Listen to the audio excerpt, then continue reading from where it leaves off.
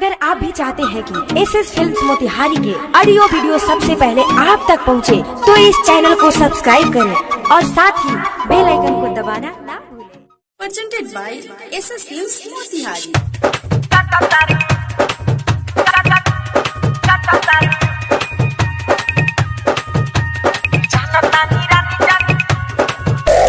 DJ Kanchan Raj Hajipur Vaishali.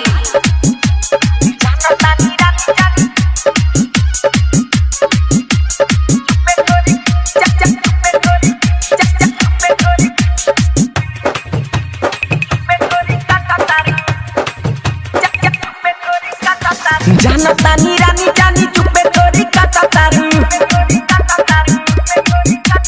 जानता नी रानी जानी चुपे तोरी काटा तारू, जानी ले रानी जानी चुपे तोरी काटा तारू, सबका में बाटा तारू हमारा के डाटा तारू, सबका में बाटा तारू हमारा के डाटा तारू, जानी ले रानी जानी चुपे तोरी काटा तारू, जानी ले रानी जानी चुपे तोरी काटा तारू, जानी ले रानी जानी चुपे तोरी काटा तारू, सबका में बाटा तारू हमारा के डाटा तारू, सबका में बाटा तारू हमारा के डाटा तारू, जानी ले रानी जानी चुपे तोरी काटा तारू, जानी ले रानी जानी चुपे तोरी काटा तारू, सबका में बाटा तारू हमारा के नोट तारू।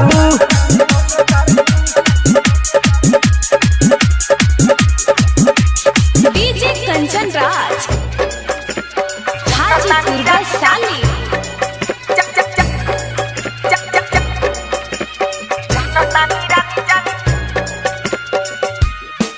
तोहर छोटे छोटे समान अब बढ़ गइल बा, होइया बिला से ज्यादा पिछला पसर गइल बा, हो तोहर छोटे छोटे समान अब बढ़ गइल बा, होइया बिला से ज्यादा पिछला पसर गइल बा, हमारा रास्ता बिलाई खानी काटा तारू, हमारा रास्ता बिलाई खानी काटा तारू, सबका में बाटा तारू हमारा के डाटा तारू, सबका में बाटा तारू हमारा के डाटा तारू, जानी ले रानी जानी चुपे चोरी काटा तारू।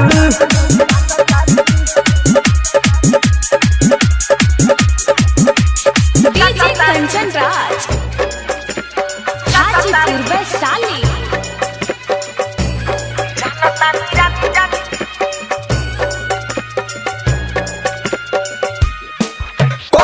टाइगर सुजीत हमके एक बेरी दे दो, नाता देवेंद्र दिमागी सारा खोल दीही भेदो,